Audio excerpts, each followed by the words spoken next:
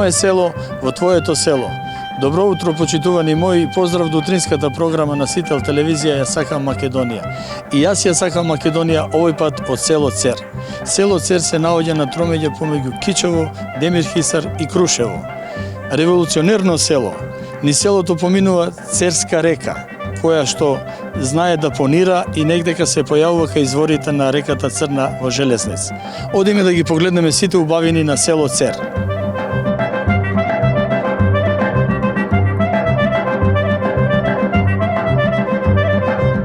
Мое село во твоето село. Не може да биде село Цер, а да нема сточарство. Разговарам со Драге Размовски, сточар од село Цер. Драге, добре дојде во мое село. Добро ве најдов и вие добре дојдовте кај нас. Драге, морам да те прашам прво колку години чуваш овци од дедо, баба? Па 30 на години ја чувам. 30 години ти ги чуваш. Од дедо и прадедо. Значи продолжува традицијата. Да. Над 100 години е, значи. Традицијата над 100 години, може да и повеќе. 916 предедо ми дошол тука од Слатија. Тоа е. Чуваш овци, кози, крави? Кози. Имам не крави, али дадом не, да. Сега не. Да, само овци. Подоходовна е овцата? И овцата и козата си доходовна. Благословен од Бога. Си досега, да. Драге, колку глави имаш?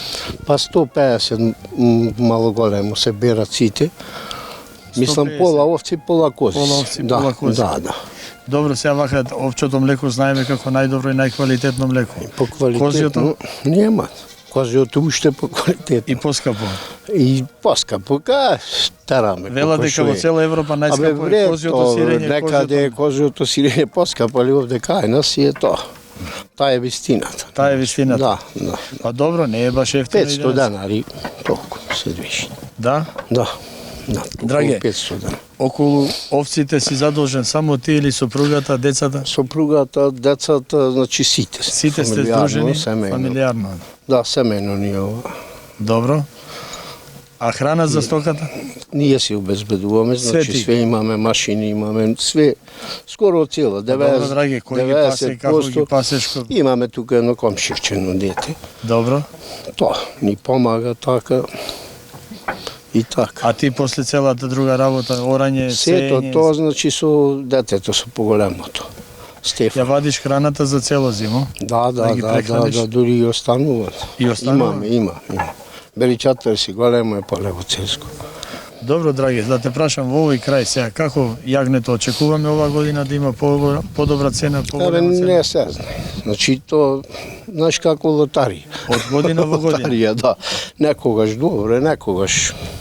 Може да речеме дека сте Првото задоволни? да речем, сега, задоволни. Кој е задоволен, ама тоа е. Што да преш? Мора да се чува, мора да се нешто екзистира. Ишта него ништа, што вика Србите. Така? Тоа екзистираме помало. Имаме, иначе вработен сум во Министерство за правда. Да? Да. И вработен си? Да. И стока чуваш? Да. Браво, драги, па тоа е... Тоа е, нема што се. Ако чекаме од платата, ништо нема да биде. Па добро, додека си на работа, кој е со овците? Одам, идам, нон-стоп патувам. Нон-стоп патуваш? Нон-стоп, да, нон-стоп. Добро, драги, јас сега би предложил да ги погледнеме малку овците одблизу. Не е проблем. И да видиме што сега овците не се молзат, нели? Не. Веќе се Козите се објагнат. молзат, а овците не. Значи прекина се до Богоројца и толку. Ајде да ги погледнеме одблизу.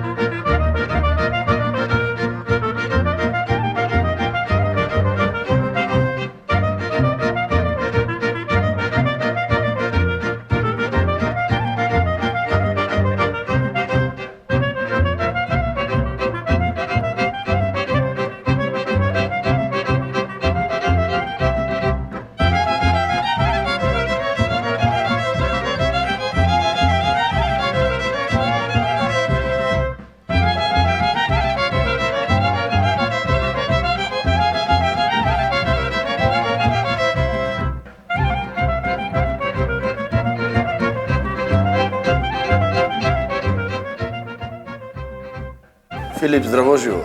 Здраво живо, Перо. Ви благодарам за поканата да можам да се обратам на вашата телевизија Сител, конкретно во вашата емисија Моје село.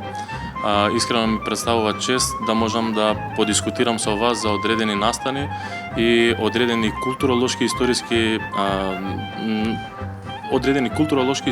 предности кои што ги има нашето село.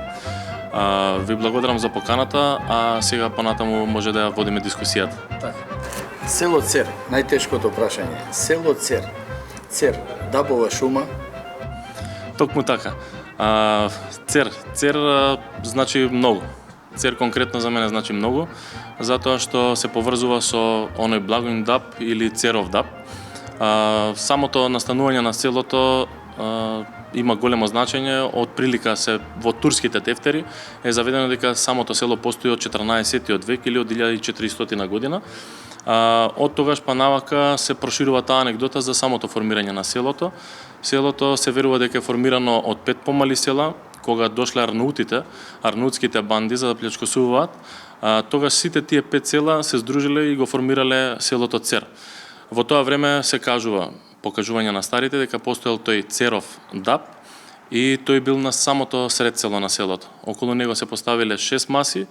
Тоа било знакот за здружување на тие села и ја земале за слава Спасовденската слава. Таа е една од поголемите слави која што народот во село Цер ја слави. Значи така настанало селото. Токму така. Тоа е легендата за настанокот на село Цер. Интересно е во клисурата, Филип, од лева страна дабова шума, од оваму гол камен. Токму така, како што рековте, Баба планина или Баба Сач планина, со врвот голем Сач, е каменита планина. Се верува дека самото село лежи над гејзер со вода, односно дека тука во дамнина имало езеро. Селото го одбрале на малку повисоко ниво да го направат, односно 1050 метри надморска висина, и се верува дека тука се првите зачетоси на самиот Цер. Од десната страна, како што рековте, гравитира планината Лубен со својот врв Кавчел, 1764 метри надморска висина, и представува една убавина не само за нас кои потекнуваме од Цер, туку за цела Македонија, за оние кои што живеат во планината, во спортот, во ловот и така натаму. И од неговиот врв се гледа, значи сите планини кај Макчалан. Токму така, да. Од самиот врв од Кавчел се гледа, значи венецот на Шар планина, се гледа Бистра, Стогово, се гледа кај Макчалан, Пелистер, се гледа манастирот на Тоше Проевски и Свето Преображение во Крушево. Село Цер, можеме да го кажеме не само познато по земјоделие, по сточарство и така натаму, со голем број на жители, и како едно комитско дувло. Па токму така, се служувам. Комитско дувло затоа што многумина знаат дека во село Цер се загинати еден куп војводи, конкретно ќе ги набројам. Војводата Христо Зунов, кој е роден во Охрита, е загинат на 24 април 1905 година во село Цер. Тука е и војводата Јордан Пиперката, тука се војводите кои што потекнуваат од Цер, тоа е војводата Ангеле Танасковски, војводата Силјан Пардов, заедно со нивните чети, односно со нивните комити. Конкретно кога станува збор за тој хронолошки развој на самиот зачеток на комитлукот во село Цер, може да почнеме од Ангеле Танасковски војводата. Тој е првиот основач на Брсјачката буна. За жал, во македонската историја може да видиме само една реченица за таа Брсјачка буна, а има многу што да се каже. Војводата Ангеле Танасковски во 1880 година во селото Велмевци, во тамошната црква на селото Велмевци, заедно преку ноќ ја формираат таа организација за Брсјачка буна, и заедно со уште неколкумина војводи, со уште неколкумина четници, ја креваат таа востаничка бура, се со цел да се долови на Европа, а и на турскиот аскер, на Отоманската империја, за тоа дека повеќе македонскиот народ не може да го трпи теророт кој што го трпел и дека конечно сака своја држава. Тоа е таа Брсјачка чуена бура. Точно, токму така. Интересно е, навистина, село Цер важи за едно револуционерно село, ние го нарекуваме комитско дувло и така натаму. Токму така. Меѓутоа да кажеме за моје село, имало 5 цркви. Токму така, да. Како што рековте, 5 цркви се наоѓаат во нашето село. Може да ги наброиме. Најстарата црква во село Цер е црквата Свети Спас. Тамо се чествува големиот верски празник Водици, Богојавление. Таму се положува светиот крст во вирот кој што е во самиот двор на црквата и можам да кажам слободно дека е единствено село во Кичевскиот и во Горно-Демирхисарскиот регион каде што не се прекинала таа традиција на чествување на богојавление водици. Ниту во комунизмот, ниту во социјализмот, ниту во поновата ера, сите знаеме околу на коронавирус што беше и така натаму. Така да за Цер не знаат церани за отпор, односно не признаваат некој да застане над нив. Тука исто можам да ги споменам другите цркви, селската црква Свети Никола, таа е се селска црква, еден период по Првата светска војна. Цер имал околу 1600 жители и бил, да речеме, на ниво на градот Кичево. Во тој период црковниот печат, но и пред тоа, кога биле бугарската екзархија, например, црковниот печат бил на едно ниво на валидност како оној што бил во епархијата, односно во Кичевско-Дебарската епархија. Затоа можам да ги избројам тука и другите цркви. Една од црквите е во поновата историја, возобновена, таа е Голема Богородица, манастирска црква, каде што неколкумина ентузијасти, заеднички со мене, јас како претседател на Сдруженијето за граѓани Горен Демирхисар село Цер, направивме една активност се со цел да го возобновиме тој дел, односно да го возобновиме манастирот и манастирската црква.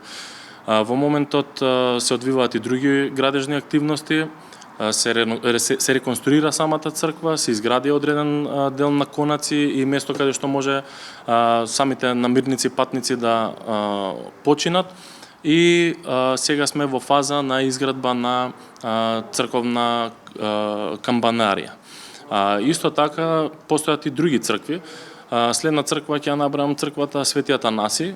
Таа е селска црква во која што се погребани војводата Христо Зунов заедно со својата чета, со своите комити кои што го дадоа животот во село Цер, се со цел за повторно Цер да не биде запален, иако знаеме историски хронолошки наназад дека селото било 3 пати палено од страна на османлиите.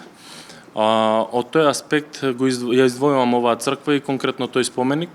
Тој споменик порано изгледаше сосема поинаку. Во време на комунизмот исто се оддавало почит на војводата Христо Зунов на 24 април и таа традиција продолжува и до ден денеска. Од османлиско време па до ден денеска. Во тој период конкретно ќе се задржам за војводата Христо Зунов. Кога Христо Зунов доаѓа во село Цер, се сместуваат во куќата Дзуновска, односно денешни наследници на фамилијата Дзуновци се фамилијата Попуновски.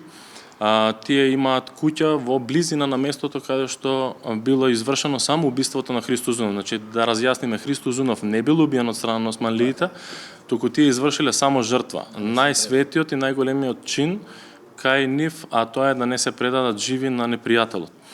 Во тие моменти, траурни моменти за самото население, конкретно, мојата прабаба, Темјана Кокаровска, мажана во Дзуновци, е единствената жена која што била на чинот на самоубиството на Христо Зунов.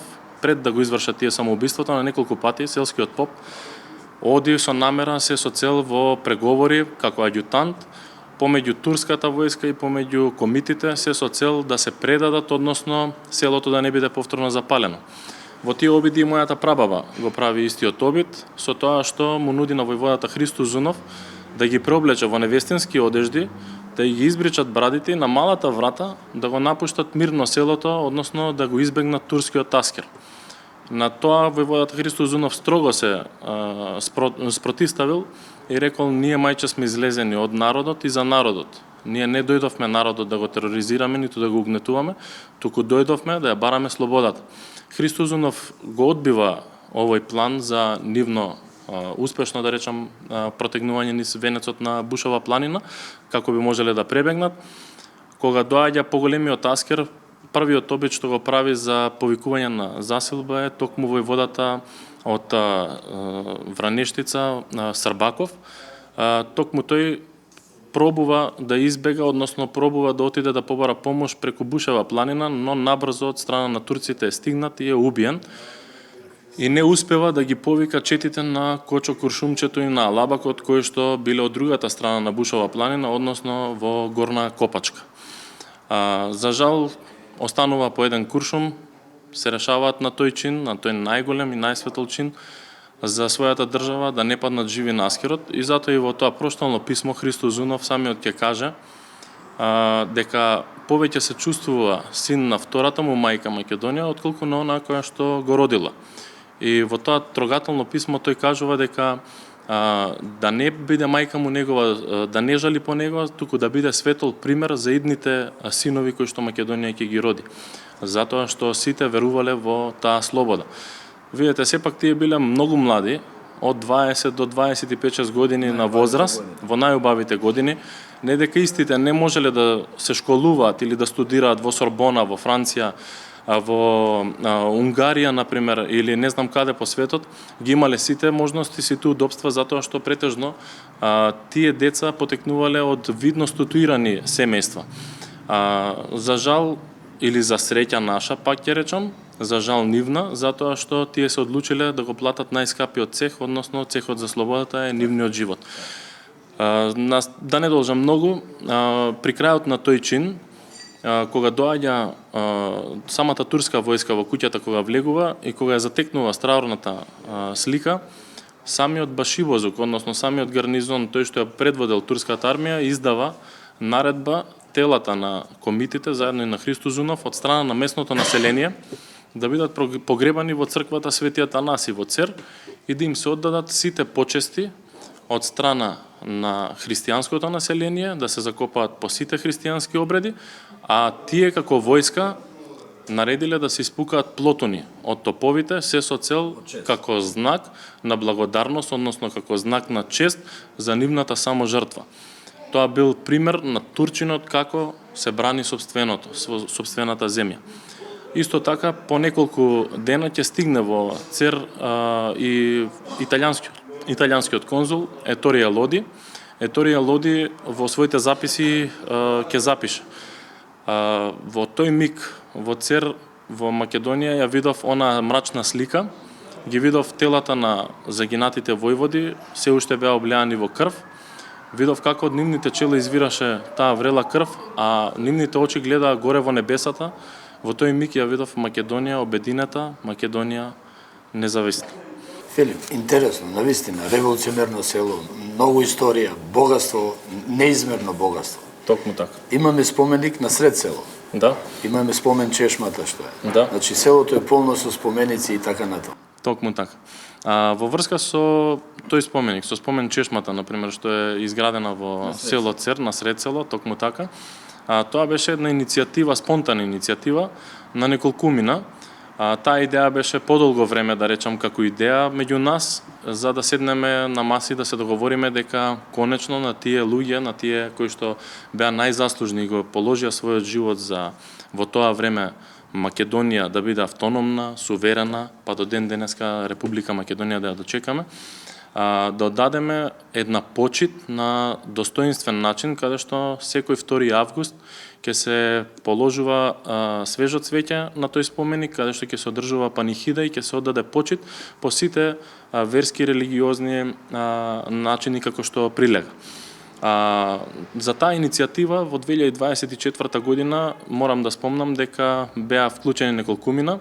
Тоа беа господинот Тони Митановски, господинот Васко Станковски, господинот Бобан Станковски и секако јас помогнав околу хронологијата, околу историските личности кои што треба да бидат запишани на таа спомен плоча. На таа спомен плоча може да видите дека е запишано дека се подига во чест на загинатите пред, по Илинденската и во самата Илинденска епопеја. Затоа што Церот секогаш бил жариштето, било гнездото на комитлукот, не само во Илинденската епопеја, туку и пред Илинденската епопеја и по Илинденската епопеја. Цер и во 2001 година даде своји бранители. Цер и во партизанлукот, во народнослободителната борба, исто имаше еден загинат, Кицо Аврамовски. Цер и од страна на комунистите имавме групи каде што млади бунтовни луѓе сакаа своја самостојна и суверена држава. Дел од нив го преживеа теророт во затворите во Битолскиот и во Идризово. За жал, дел не се вратија кај своите најмили. Филип, имаме голема, долга историја, значи за Цер. Ја би тука престанал со историјата, би сакам да поразбориме малку за селото. Да. Низ село Цер тече Церова река, така. Церска така, река, да. таа понира негдека и излегува во водите на Црна река во Железница. Токму така, да, како што спомнавте, значи Церска река е река која што извира по потпадините на Бушева планина или по познато местото го знаат како Мртви маж. Од таму се изворите на Церска река. Церска река се протега низ самото село и по карсното поле во Цер за во одреден момент на нејзиното понирање, таа да понира, односно се губи нејзиното речно корито, понира во самото поле и таа го формира врелото на изворот на Црна река во село Железнец. За тоа постојат и одредени студии кои што се правени пред 20 на години, за тоа и националната телевизија имаше снимено видеоматеријал каде што се пушташе органска боја во жолта и во црвена боја за да може да излезе и да се види каде точно таа Церска река понира. Со тоа се констатира дека таа вода е дел од врелото на изворите на Црна вода.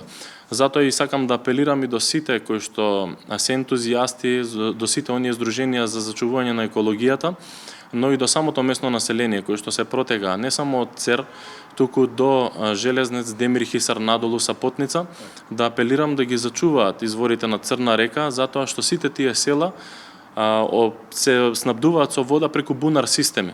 Ако дозволиме да се случи еколошка катастрофа, верувајте дека ниту едно од тие села таму ќе имаат питка вода, ниту за себе, ниту за стоката. Сите се поврзани. Токму така. Сите, буквално таа една река ги поврзува сите населени места до Демир Хисар. Исто така интересни факти за самото село од аспект на економските гранки, како што рековте, најзастапени било сточарството, земјоделието, исто така еден период на работа имало и рударството.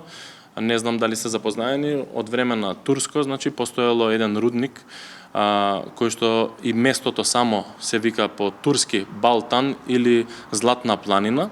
Се верува дека тука имало одредени окна, истите може да се видат на лице место и дека тука во време османлиско се вадело злато, односно дека постоеле одредени златни жици.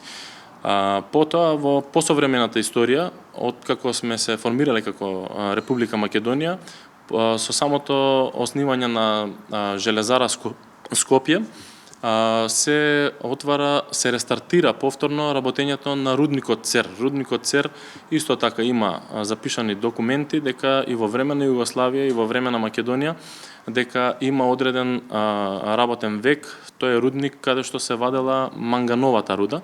Ако знаеме сите дека манганот е материјал кој што помага при цврстина на челикот. Кога се вади челикот, се додава манганот за да може да има она потребна цврстина. Такви два, за жал, се рудници на Балканот. Едниот е во околина на Босна и Херцеговина, во околина на Сараево, додека другиот е на Балканот во Цер. За жал, државата не смогне, не најде одредени сили, средства, како да речам, за повторно да го заживее тој рудник, со што би се намалила, да речам, миграцијата на населеното место од село во град. Филип, ти благодарам за разговорот.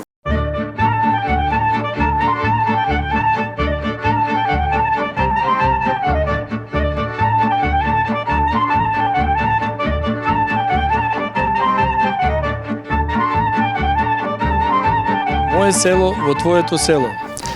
Разговарам со Менка Кузмановска, како што на самата вели Церанка. Церанка, да. Добре дојде во мое село.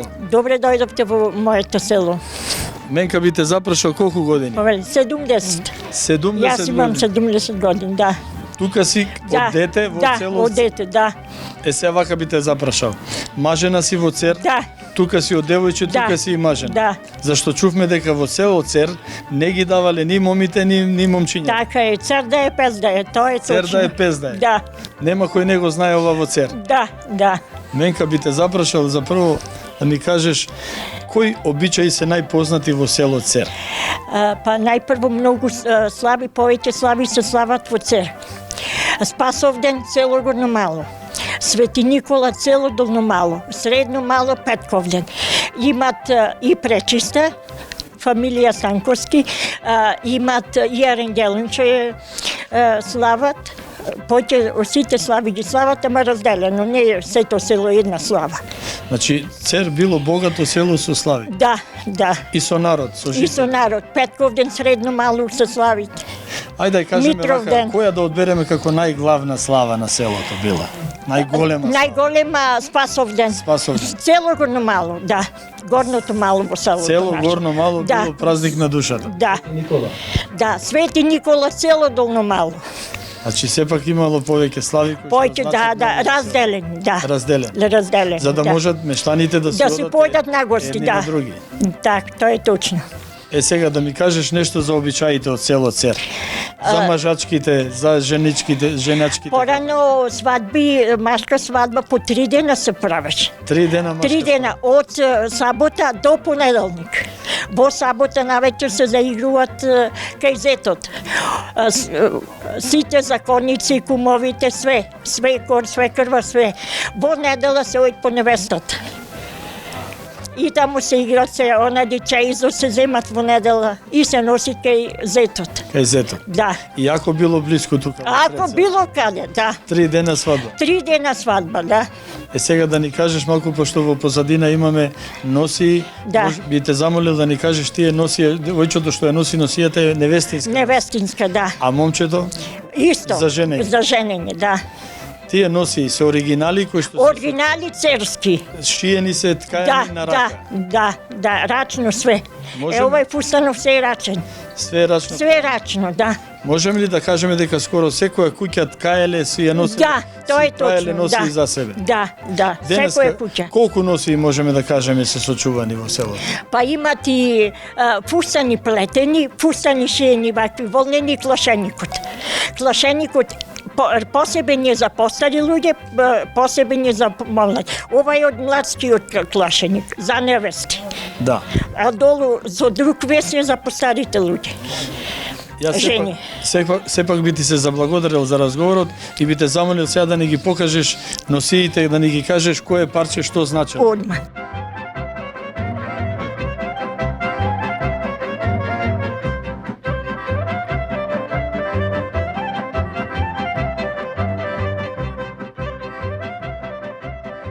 Прво би замолил да ни се представите. Јас сум Анте Дуртановски. Јас сум Сара Чиплаковска. Сара Чиплаковски и Андреј Дуртановски од село Цер. Да. Да.